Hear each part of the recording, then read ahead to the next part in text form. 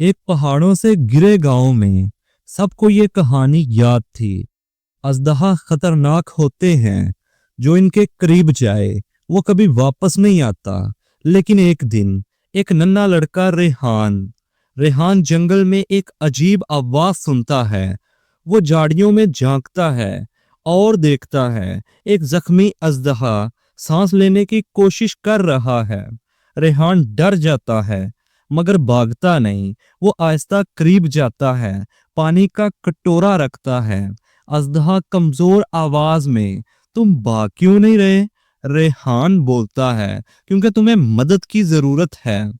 रेहान रोज आता है, अजदहे के जख्म साफ करता है और दोनों में एक खूबसूरत दोस्ती जन्म लेती है।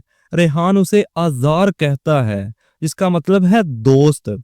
आजार उसे उड़ना सिखाता है, बादलों के ऊपर ले जाता है और रेहान पहली बार देखता है कि दुनिया कितनी बड़ी और खूबसूरत है। एक दिन गांव वाले निशान देख लेते हैं, जमीन जली हुई, आसमान में उड़ान के निशानात। वो समझ जाते हैं अजदहा वापस आ गया। वो हथियार उठाते हैं। रेहान दौड़ता है, कहता है नहीं, वो दुश्मन नहीं, वो मेरा दोस्त है, उसे कुछ ना करो। लेकिन गांव वाले नहीं सुनते। गांव वाले आग से हमला करते हैं। रेहान कहता है, नहीं गांव वालों, ऐसा मत करो। लेकिन गांव वाले उस पर हमला करने से नहीं रुकते।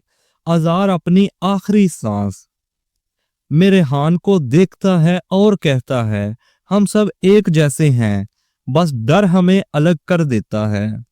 अगली सुबह पहाड़ों के पीछे नया सूरज तलू होता है।